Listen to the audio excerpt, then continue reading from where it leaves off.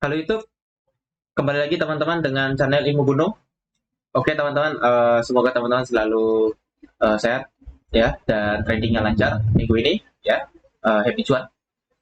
Oke teman-teman, seperti pembahasan kita di video sebelumnya, kita sudah membahas part 1 dan part 2 tentang perancangan metode ya, tentang trading system, topik trading system. Jadi hari ini ya kita lanjutkan di part 3-nya ya. Mungkin ini adalah part 3 ini mungkin sudah final untuk perancangan metodenya. Mungkin kita akan sambungkan dengan topik-topik yang lain, dengan seri-seri yang lain untuk memperdalam tentang trading system whatever itu ya. Oke, saya harap semoga teman-teman itu di channel Ilmu Gunung ini ya teman-teman bisa mengambil banyak pelajaran ya dan teman-teman bisa memperbaiki sistem trading teman-teman yang semakin baik ya gitu. Oke, kita lanjut saja.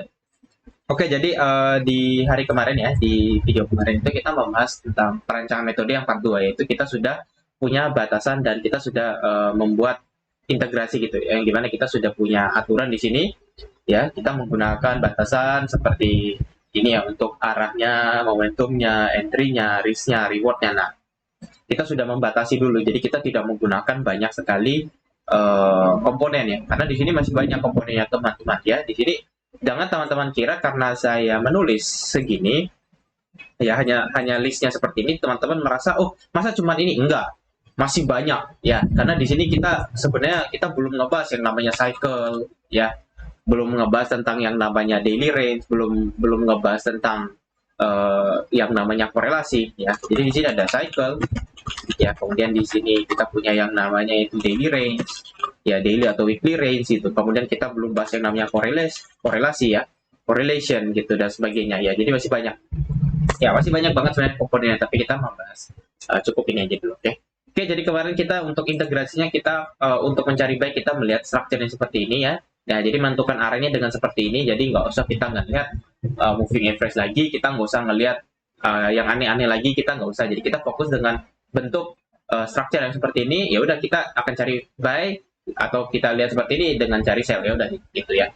Nah, kemudian contohnya seperti ini kemarin ya. Nah, kemudian untuk momentum kita nanti akan tentukan kita trading itu dengan menggunakan limit order ya, yaitu pullback trading atau kita stop ya, stop order. Nah, kalau saya sebenarnya lebih prefer limit limit order ya, tapi sebenarnya stop order juga lebih aman gitu, karena stop order itu dia konfirmasinya lebih lebih bagus kayak gitu ya. Kemudian resiko, kita menentukan resikonya itu dari level sebelumnya ya, kayak misalnya kita mau nyari buy ya, kita melihat area supportnya terakhir di mana ya, disitulah kita punya resiko, kita akan menempatkan resiko kita di bawah level support ya, seperti itu ya. Kemudian target risk reward kita minimal 1:3 atau 1:2 ya, dan kita menggunakan nanti istilahnya level terakhir ya, level terakhir sebagai target kita ya, kayak gitu. Oke. Jadi sekarang kita akan membahas di part 3-nya ya. Jadi kita bahas di sini adalah part 3. Oke, part 3. Nah, part 3 ini kita akan ngebahas tentang yang pertama adalah logiknya ya, logika dari menjalaninya gimana. Kemudian kita akan punya rules ya. Kemudian kita mungkin punya model ya. Jadi mungkin model dulu baru rules ya. Nah, kita punya model, kita punya rules, baru yang terakhir mungkin kita punya apa ya, mungkin improvement atau whatever ya. Nah, tapi 3 ini cukup lah saya rasa mungkin ya. Oke, jadi pertama kita akan ngebahas logik ya. Jadi logiknya adalah kita bikin suatu SOP 1, 2, 3, 4, 5, 6 misalnya gitu. Nah, logiknya apa? Logik pertamanya, logik pertamanya adalah misalnya kita menggunakan time frame 4 jam ya. Jadi 4 jam ya. Jadi time frame 4 jam ya. Kita bikin logiknya, jika harga ya membuat structure bullish, maka kita fokus buy ya. Kemudian ini jika harga membuat structure bearish ya, kita fokus sell. Nah, jadi kita menggunakan time frame 4 jam untuk melihat directionnya nih. Ini logik dasar kita dulu ya. Jadi biar nggak bingung ya. Nah, kemudian ya kita akan menggunakan time frame misalnya 1 jam ya.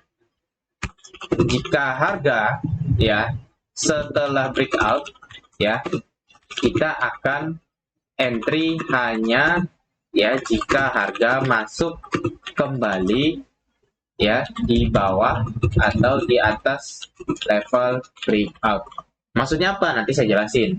Ya, jadi kita hanya entry ketika harga itu nanti masuk kembali ke dalam range setelah dia breakout gitu loh. Jadi kita tidak akan entry di luar range misalnya gitu. Nanti kita jelasin. Ya, kemudian yang ketiga adalah ya kita punya target SL, ya target stop, ya stop loss misalnya itu adalah di bawah support. Nah, gitu aja. Atau resisten. Itu aja. Ya. Kemudian di sini target reward, ya. Target reward itu di atas support atau resisten. Kayak gitu. Ya, atau swing terakhir. Ya, jadi seperti itu dulu. Ya, ini logiknya kita. Ya. Nah, atau mungkin di sini ada teman-teman yang membuat logik ya sebelum ini. Jadi sebelum target stop loss ini teman-teman punya konfirmasi. Jadi di TF1 di TF 15 menit mungkin konfirmasi. Ya, konfirmasi tunggu breakout ya structure time frame kecil. Nah, TF LTF. Nah, maksudnya apa nanti? Ya, bisa.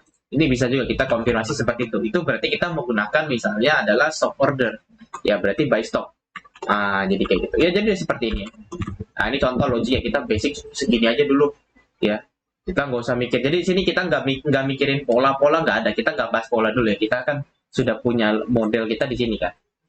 Jadi modelnya seperti apa? Ya. Nah, jadi ini adalah logiknya. Ya, modelnya seperti apa? Nah, di sini modelnya. Ya, modelnya berarti seperti ini. Jika bullish, ya, jika ini market bullish, seperti ini, ya, dia koreksi, dia breakout, dia koreksi, dia breakout, ya. Nah, di sini kan dia breakout, teman-teman. Ya, kita tandain di sini.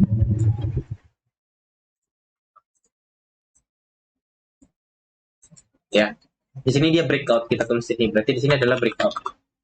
Oke, model pertama dia breakout. Nah, kita hanya entry ketika dia di bawah level breakout. Gitu loh. Jadi di bawah level breakout. Ya, jadi seperti kita bilang ini, kita hanya akan entry jika harga masuk kembali di bawah atau di atas level breakout. Nah, kalau misalnya ini bullish, ini kan breakoutnya di resisten dah. Kita tunggu dia di bawah resisten baru kita masuk. Ya, jadi kita masuk di area yang ini. Nah, ini adalah zona entry kita. Ya, ini zona entry kita. Ya, jadi di sini saya tandai seperti ini, ya, itu tandai seperti ini lebih dikit, set. Ya, di sini kita sebut yang namanya zona entry. Zona entry. Nah, tinggal di sini, ya kita pilih. Kalau teman-teman mau masukin konfirmasi, ya berarti teman-teman nanti pindah time frame lebih kecil lagi, yaitu 15 menit misalnya gitu. Ada juga yang nggak pakai konfirmasi, langsung pasang limit, boleh nggak? Boleh juga, kan namanya sistem kan, terserah orangnya, gitu loh, ya.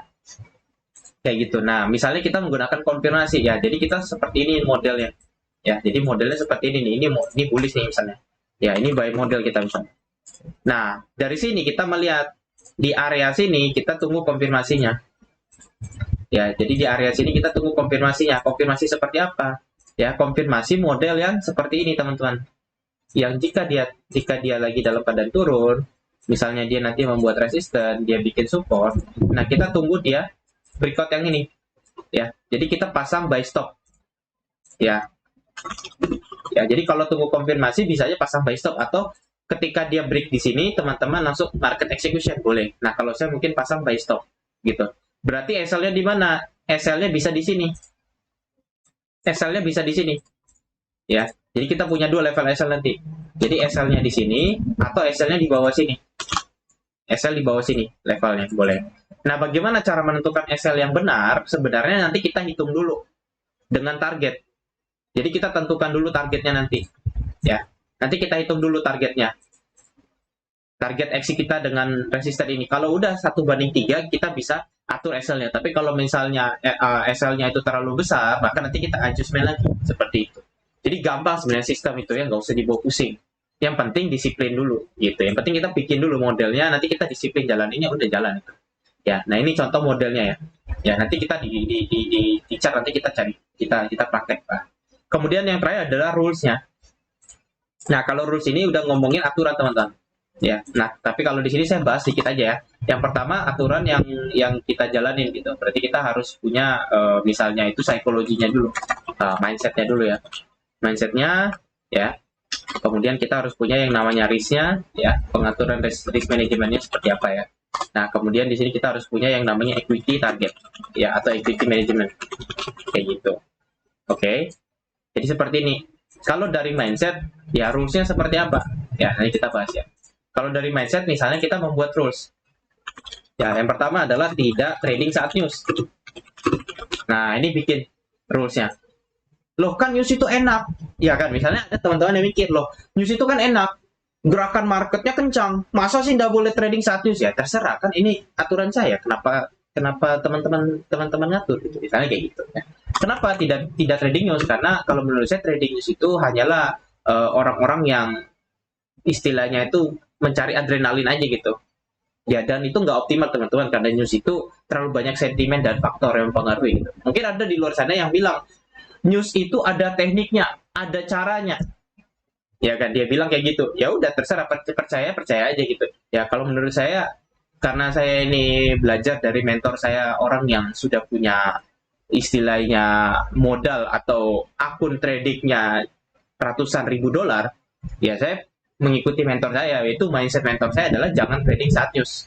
Kenapa? Karena yang pertama, news itu adalah rata-rata kebanyakan yang trading news itu adalah pemula yang melawan, mungkin kita bisa bilang the smart money gitu ya, pemula yang melawan para orang-orang spekulator di luar sana yang duitnya banyak. Nah, jadi kalau kita yang cerdas sebenarnya kita nggak akan maksa trading news, karena ya ngapain gitu ya, kita ngelawan si smart money, ngelawan si the invisible hand istilahnya. Gitu. Nah, yang kedua adalah jika loss lebih dari 3 kali sehari ya, kita libur 2 hari. Nah, ini aturan mindsetnya nih ya, aturan mindset seperti ini gitu. Kemudian yang ketiga adalah maksimal ya, kita punya maksimal nih, jadi maksimal entry ya 1 minggu misalnya itu 10 kali, jadi bisa terserah gitu, misalnya 20 kali atau 15 kali lah gitu. Jadi maksimal trading atau entry 1 minggu itu kita 15 kali aja kayak gitu ya. Nah, kemudian risk manajemennya seperti apa? Untuk risk manajemennya, oke, kita bahas risk management sekarang ya.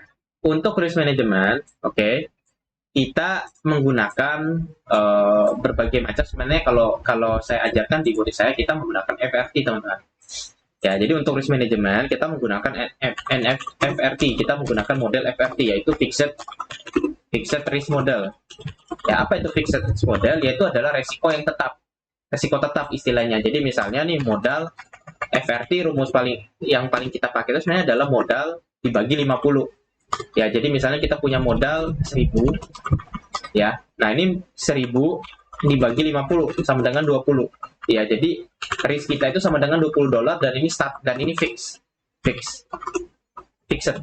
artinya teman-teman, saat trading itu nggak boleh diganti-ganti resikonya. Tetap kalau loss $20 kayak gitu ya. Nah, ini macam-macam, bisa dibagi 50, bagi 100, terserah whatever itu ya. Jadi kita menggunakan seperti ini, jadi kita terjaga gitu loss. Kalaupun loss ya cuma hilang 20 gitu ya. Jadi nggak aneh-aneh gitu. Ini kan saya belajar juga dari pedagang bakso kan. Jadi orang jualan bakso itu kan sebenarnya dia udah punya modal awal. Satu hari ya udah, saya ke pasar bawa duit 1 juta gitu loh ya. Laku nggak laku saya bawa duit 1 juta aja, besok 1 juta juga kayak gitu ya. Jadi kita itu menjaga risiko teman-teman ya. Jadi tidak menggunakan risiko yang terlalu besar ya, karena kita tahu bahwa namanya bisnis, namanya trading itu kan ya nggak pasti gitu loh, kamu bisa aja rugi gitu loh. Jadi kita menjaganya di situ. Nah, kemudian untuk equity management atau modal ya, kita ngebahas misalnya di equity management ini. Oke, saya tarik misalnya agak bawah dikit ke sini ya. Oke, jadi ini risk management, mungkin kita hapus aja ya biar kita rapi dikit ya. Oke, mantap, kita rapi dikit. Cet. Oke, mantap ya. Ini mungkin yang ini kita bisa hapus ya biar rapi. Oke. Saya harap teman-teman di sini mindsetnya open minded dulu ya, karena kebanyakan trader itu keras kepala teman-teman ya. Dia tidak menerima takdirnya, tapi nanti akan saya bahas itu beberapa psikologi yang teman-teman harus kuasain nanti. Oke. Nomor teman-teman, saya akan sharing untuk teman-teman gitu ya. Jadi kita ini harus saling membantu, ya sesama trader tuh harus saling membantu, saling support, apalagi sesama negara Indonesia kan, maksudnya kita harus saling support gitu, nggak boleh saling musuhin, ya gitu. Oke, untuk equity kita harus punya target teman-teman, ya target. Target yang pertama kita harus punya target grow dulu, ya kemudian drawdown. Grow, nah grow ini kita tentukan aja, misalnya 5% per bulan. Nah, udah tentukan aja kayak gitu. Ya minimal 5% per bulan atau targetin aja 5% per bulan, udah cukup. Ya nggak usah besar-besar. Misalnya kayak gitu. Nah, kalau untuk drawdown kita maksimalin misalnya 30%. 30% atau logiknya adalah ini 30, ini misalnya kita maksimal 15% aja. 15% per 30% per bulan misalnya. Kayak gitu aja. Ya. Jadi kalau kita kena drawdown 30% per bulan, mungkin kita akan istirahat dulu misalnya kayak gitu. Ya, atau kita drawdownnya 40% aja boleh misalnya kayak gitu. Terserah sih. Diatur-atur aja enaknya, ya. Diatur-atur aja enaknya kayak gitu. Nah, jadi kalau ini misalnya nanti teman-teman udah gunain modal agak besar itu, biasanya teman-teman sudah lebih apa ya, lebih hati-hati tradingnya gitu. Kenapa? Makanya kan saya bukan mengejek orang yang tradingnya dengan uang receh, bukan, tapi kebanyakan yang saya lihat orang itu salah paham dengan trading. Ya, dia menggunakan $100 untuk mencari 1.000. Nah, akhirnya apa? Dia full margin. Ya, gitu loh. Kenapa nggak menggunakan 10.000 untuk nyari 1.000? Jadi kayak gitu. Kalau saya mindsetnya seperti itu. Ya, modalnya saya gedein, targetnya saya kecilin. Jadi, yang pertama saya nggak gambling gitu loh. Nah, ini kalau kebanyakan satu jadi 10 itu kayak gambling karena teman-teman harus ngorbanin satu gitu loh. Karena 10 itu kan 1/10 dibandingkan satu, jadi harus kayak 10 kali teman-teman ngorbanin satu gitu loh. Jadi kayak gitu loh hitungannya. Nah, itu kadang mindset yang salah. Akhirnya apa? Teman-teman terjebak dalam kondisi yaitu tadi gambling tadi, full margin lagi lah dan sebagainya segala macam, mencari metode yang bisa ngasilin ratusan persen per bulan per hari kadang. Nah itu sometimes nonsense, itu nggak make sense aja, nggak masuk akal. Oke, jadi seperti inilah. Jadi untuk equity management paling simple ya seperti ini, padahal sebenarnya modelnya masih banyak gitu ya. Jadi kita tentukan grow kita 5% per bulan, berarti kita per bulan targetin aja $50 aja berarti. Tuh. Ya, berarti kita targetinnya $50 karena kita punya akun tadi 1.000 misalnya kayak gitu. Drawdownnya 30%, berarti $300 nih. Berarti satu istilahnya satu bulan nggak boleh loss $300 nih. Ya, karena drawdown itu loss maksudnya ya. Jadi seperti itu, jadi kita kontrol seperti ini aja gitu. Ya, makanya trading itu jangan kayak orang tawuran. Ya, teman-teman tahu orang tawuran ya. Nah, jangan. Trading itu jangan kayak orang tawuran. Kenapa? Takutnya teman-teman nanti nggak bisa kontrol diri. Pernah lihat orang tawuran? Ya, adrenalin. Ya, adrenalin. Jadi semakin ditantang, semakin dia hantam. Nah, sedangkan trading itu nggak bisa kayak gitu, teman-teman. Ya, ketika kamu bertarung di market, terus kamu kayak adu-adu istilahnya, oke, ayo kita adu. Ya, saya besarkan resiko saya. Ayo. Ya, ujung-ujungnya boncos juga. Karena market itu bukan manusia, teman-teman. Ya, market itu kan nggak punya fisik, nggak ada bukan manusia lagi, nggak bisa diajak ngomong gitu loh. Nah, tapi itu kita bahas di psikologi yang lainnya ya. Jadi seperti inilah model kita, oke. Ya, ini adalah kita punya entry, ya entry model kita seperti ini. Jadi logiknya sudah kita buat ya. Ini logik dasar lah, ini logik yang paling basic lah ini ya. Tapi saya rasa ya cukup sih buat teman-teman buat belajar pelan-pelan, kan nanti teman-teman bisa kembali sendiri gitu ya. Nah, kemudian untuk entry seperti inilah untuk kita nyari buy. Nah, kalau sell kebalikannya aja, tapi sell saya nggak bahas ya, karena nanti kita sesuaikan aja. Ini ya, ini modelnya untuk kita nyari buy. Nanti. Ya, seperti ini. Nah, kemudian ini aturannya, tidak trading satu dan sebagainya. Seperti ini. Jadi kita cukup membuat metode seperti ini dulu. Ya, sistem itu seperti ini dulu aja udah cukup. Selamat teman-teman jalaninnya dengan disiplin, and istilahnya teman-teman memang punya niatan mencari rezeki di market dengan baik, ya dengan cara yang benar. Saya rasa teman-teman bisa konsisten gitu. Tapi kalau sudah niatnya nggak benar, ya tiap minggu full margin, nantang news, wah itu udah pasti hancur, boncos. Oke, kita langsung coba saja ya untuk contohnya. Oke, nih misalnya di chart gold, ya misalnya ini di chart gold. Ya, apa sih sebenarnya nih yang saya lakukan? Misalnya karena tadi aturan saya adalah di time frame 4 saya melihat structure dulu. Saya melihat structure seperti ini dulu, entah itu nge-buy, entah itu nge-sell misalnya kayak gitu ya. Nah, saya cari dulu. Ya, misalnya di sini, oke.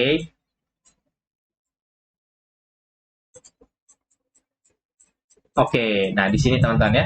Nah kalau kita lihat di sini ya, kita mau nge-buy atau mau sell. Jadi pertama kita lihat di sini ya, kita punya area resisten di sini teman-teman. Ya, jadi di sini kita punya area resisten.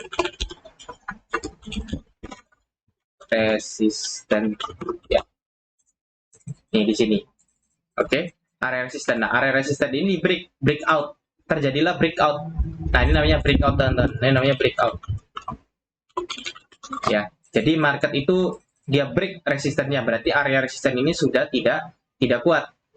Ya, area resisten ini sudah tidak kuat menahan. Jadi harga potensi akan naik. Kan kayak gitu logiknya. Ya, karena resistennya sudah di break. Nah, kita entry ketika harga itu masuk ke dalam zona entry ini, yaitu di bawah resistennya. Nah, jadi kita tinggal tandain. Ya, tandanya seperti apa? Teman-teman tandai aja pakai misalnya garis seperti ini. Ya.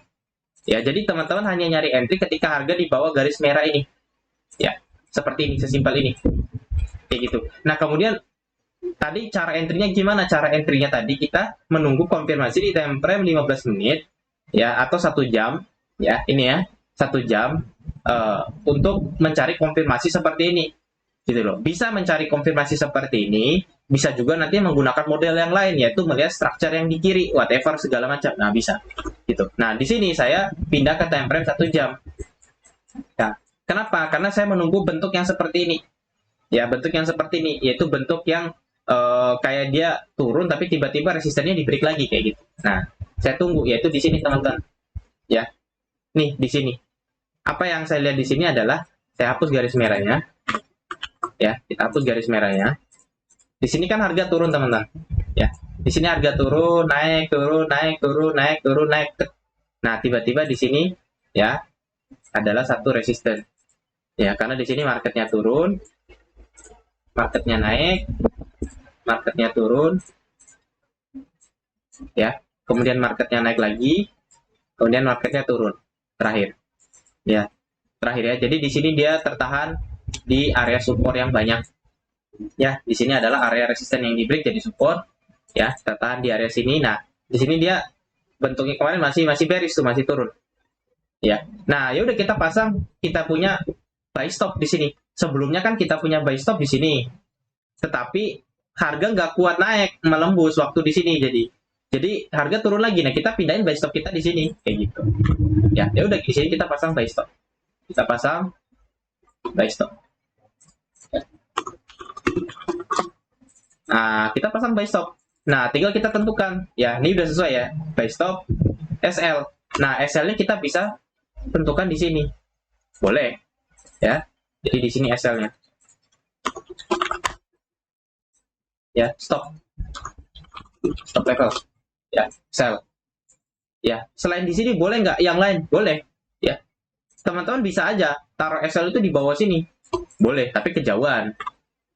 Ya, karena di sini adalah area support yang kuat, kita gunakan di sini aja. Buy stop sini, stop level di sini, gitu. Ya. Nah, seperti kita bilang tadi bahwa target kita itu sebenarnya adalah minimal 1/2 atau 1/3. Ya, untuk target. Ya, jadi target reward ini 1/2, ya, 1/2 atau 1/3, misalnya gitu. Ya, target rewardnya. Nah, di sini kita tinggal hitung. Ya, ini adalah area breakout terakhir di sini. Ya, ini adalah area breakout terakhir, teman-teman. Ya, di area sini. Kita ganti warnanya, kita kasih warna mungkin hijau. Kurang jelas warnanya. Oke, ya. Nah, kita tinggal hitung dari sini di sini berapa risk reward-nya, gitu loh. Ya, kita lihat di sini kita SL itu 1.400 poin. Di sini 1.400 poin berarti masih 1/1 gitu loh, ya kan, 1/1 belum mencakupi target kita. Ya kita tambahin lagi berarti kita punya TP itu sekitaran 2000 berapa, 2.800 2.900 poin ya, kayak gitu. Berarti sekitaran di atas ini 2.800 2.900 ya, berarti sekitaran di sini kita baru exit ya. Nah, atau kita menggunakan structure di kiri ya, kita TP-nya di resisten di sini, di resisten di sini, ya, sama di support di sini. Ya, jadi ini 3 level tempat kita bisa exit. Bisa, tinggal kita hitung aja risk reward-nya, nggak usah pusing. Gitu. Ya, jadi itu kan target kita. Jadi nggak usah kita pusing, kita tandain aja gitu area target kita ya. Ya, jadi kalau saya buy di sini, SL sini mungkin target di sini. Jadi udah dapat di sini 2.800 poin, di sini SL-nya 1.400 sudah dapat 1/2. Ya udah. Ya, jadi kita bisa di sini target. Ya, ini target 1/2.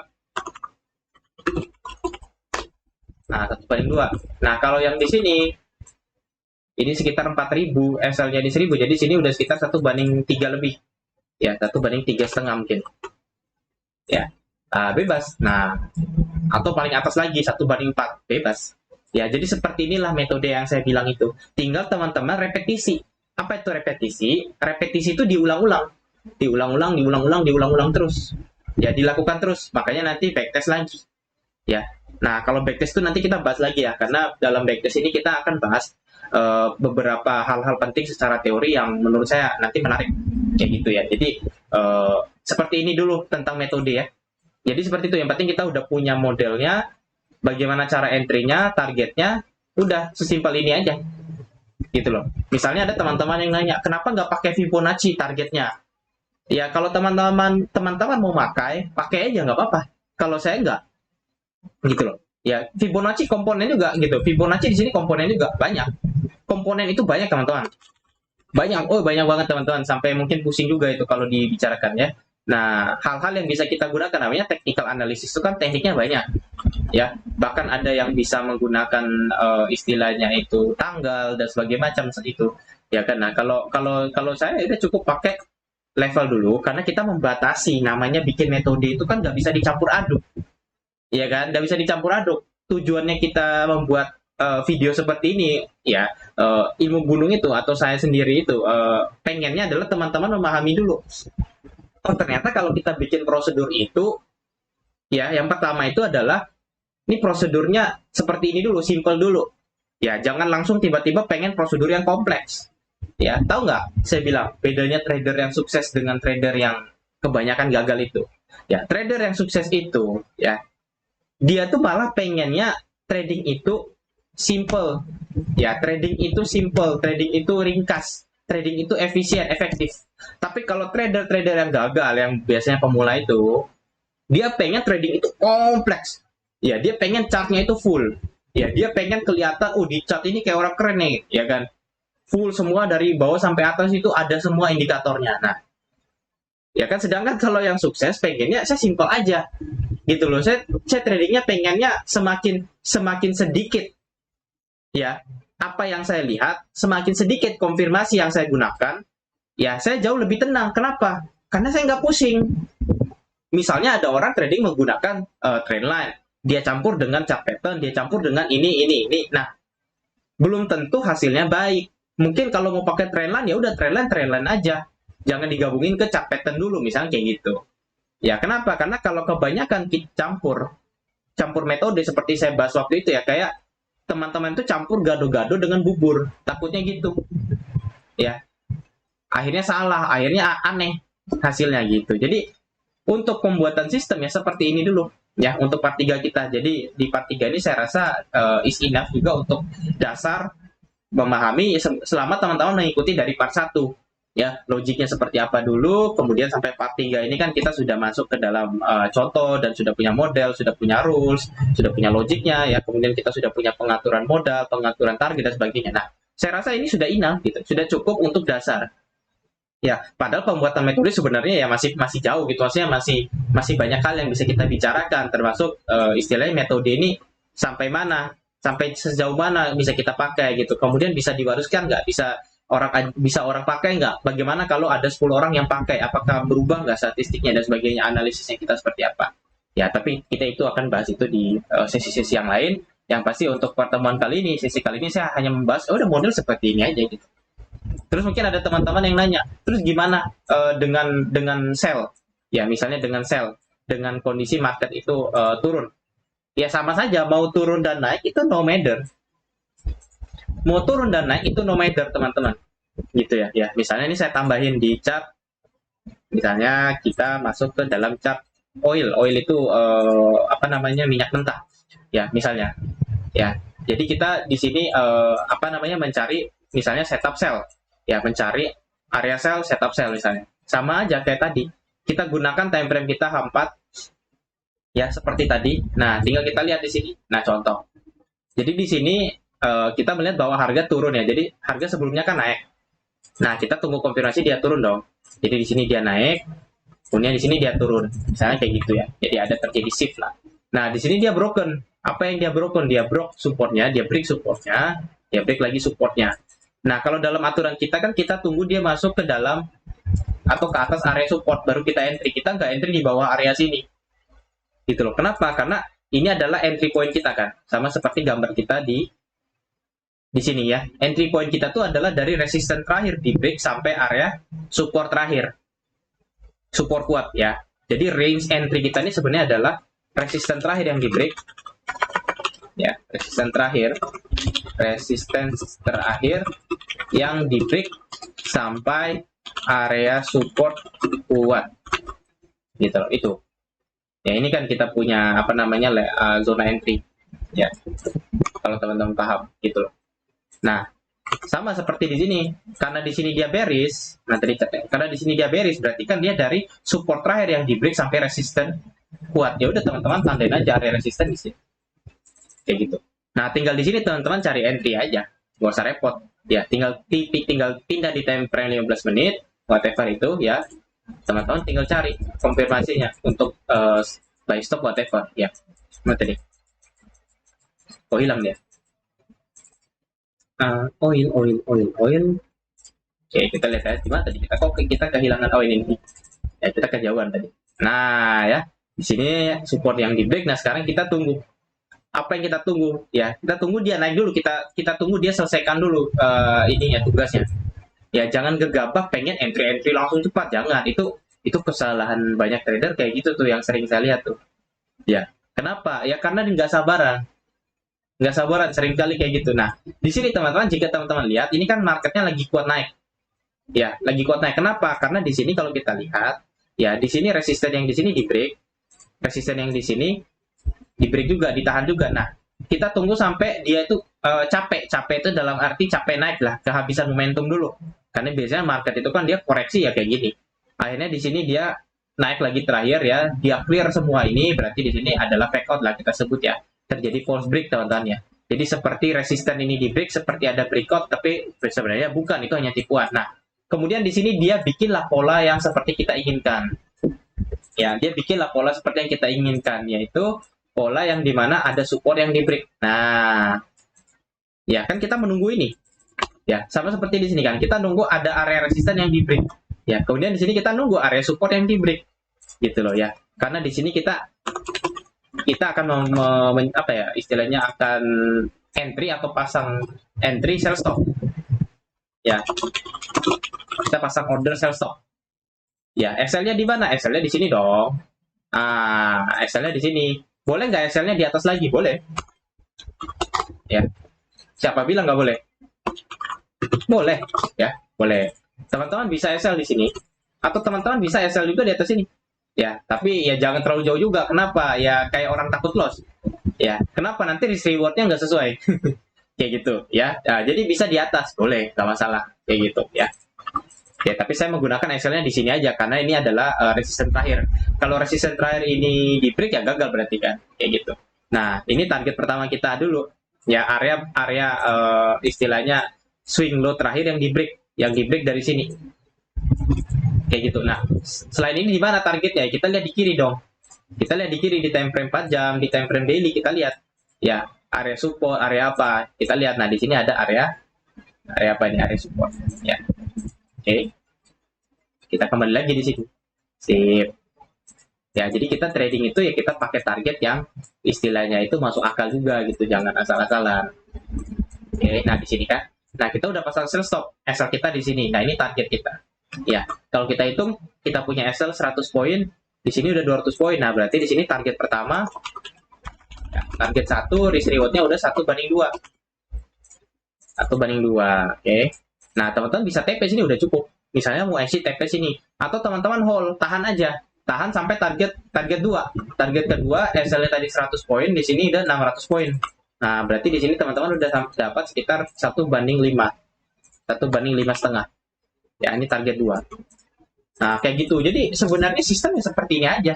Kita konfirmasi tunggunya di time frame 4 jam, ya, atau di time frame 1 jam, ya, kemudian kita pindah time frame kecil, tunggu momentum, tunggu area support atau resistennya yang di break, ya, karena itu menunjukkan adanya momentum, ya, dan biar kita punya batasan SL yang jelas gitu loh. Jadi batasan SL kita di sini, inilah batasan resiko kita. Ya, misalnya ada yang bilang, boleh nggak SL itu nggak di ujung? SL nggak di ujung misalnya, nggak di ujung atas ini, boleh, boleh, ya. Kan nggak semua orang sama, bisa jadi SL tuh di sini ada, ya, bisa juga ada juga yang SL-nya di sini. Mungkin ada juga yang SL-nya di sini tipis banget, tergantung, gitu loh. Ya, itu kan tergantung teman-teman nanti backtest kan. Selama teman-teman backtest, uji coba, teman-teman melihat, oh, ternyata ketika ada breakout ini biasanya dia hanya naik nggak nyampe di sini, hanya naik dikit aja gitu. Ya, misalnya dia breakout, dia naik dikit, dia pullback segini aja, berarti SL-nya bisa kita kecilkan. Boleh, boleh. Yang namanya sistem, namanya SOP, itu kan ada improvement, ada perbaikan.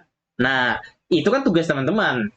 Ya, kalau saya kan hanya ngajarin logiknya dulu, mindset besarnya dulu, gambaran besarnya dulu, gitu ya. Karena kalau urusan SLTP itu kan nanti teman-teman akan menyelesaikan dengan istilahnya mental teman-teman gitu loh. Ya, kalau udah dirasa cukup ya exit, kalau dirasa kurang ya ngapain kayak gitu.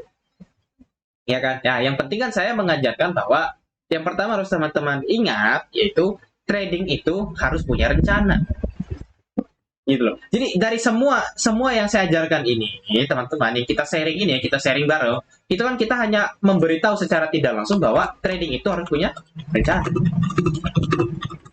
Kan tujuannya itu aja sebenarnya.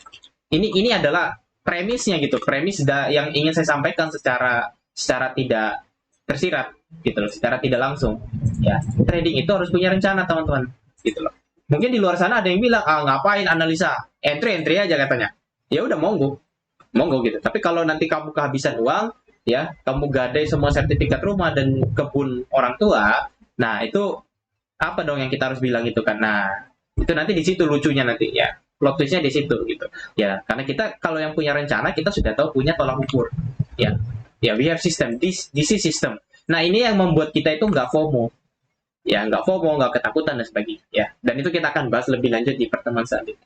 Oke teman-teman, jadi saya rasa part 1 sudah saya bahas, part 2 sudah saya bahas, dan part 3 ini mungkin kita bisa bilang adalah the final ya, final yang bisa untuk menutup pembahasan kita dengan sistem, walaupun nanti kita akan lanjutkan dengan part-part yang lain ya, dengan istilahnya series yang lain, tetapi saya rasa di part 3 ini semoga teman-teman ya dari part 1 itu udah bisa mengambil benang merah gitu, bahwa teman-teman mungkin bisa mendapatkan gambaran dari apa yang saya bicarakan, bahwa pertama, ternyata trading itu nggak butuh kamu menguasai semua teknik.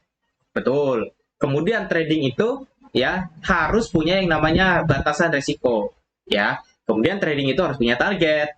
Kemudian trading itu harus punya logika atau alur. Gitu. Dan yang terakhir adalah trading itu bisa dikembangkan terus. Ya, jadi sistem itu harus bisa diperbaiki terus. Jadi improvement terus. Ya, kayak gitu. Jadi sebenarnya teman-teman ini kalau saya rasa kalau teman-teman ngikut dari part 1, I think gitu loh. Saya rasa bahwa orang pintar itu kan sebenarnya hanya butuh belajar sedikit, dia improvement sendiri. Jadi saya rasa teman-teman kalau ngikut dari part 1 sampai part 3 ini, wah, teman-teman sudah langsung mikir, wah, ya udah saya bikin sistem gitu loh, pasti. Dan tinggal nanti teman-teman backtest. Nah, kalau di luar sana itu sudah banyak senior-senior saya, trader-trader hebat yang sudah ngajarin backtest. Ya, dan itu dari dulu memang kita lakukan, bahwa sebelum kita melakukan yang namanya trading jangka panjang, kita akan melakukan backtest, ya, atau namanya trading forensik. Itu mungkin akan saya bahas ya, bagaimana sih caranya kita trading forensik. Tapi saya akan membahas dari sisi-sisi yang lain gitu. Saya nggak ngebahas harus begini, harus begitu, enggak gitu. Oke. Oke teman-teman, kita jumpa lagi di series berikutnya, ya, di pembahasan mindset berikutnya mungkin. Semoga teman-teman sehat selalu dan teman-teman selalu punya semangat untuk belajar, selalu punya semangat untuk menjadi trader yang sukses, sehingga biasanya kalau teman-teman sudah punya keyakinan, teman-teman bisa mewujudkan itu dengan mudah. Oke, thank you sama teman-teman ya. Sampai jumpa lagi di channel Ilmu Gunung. Bye-bye.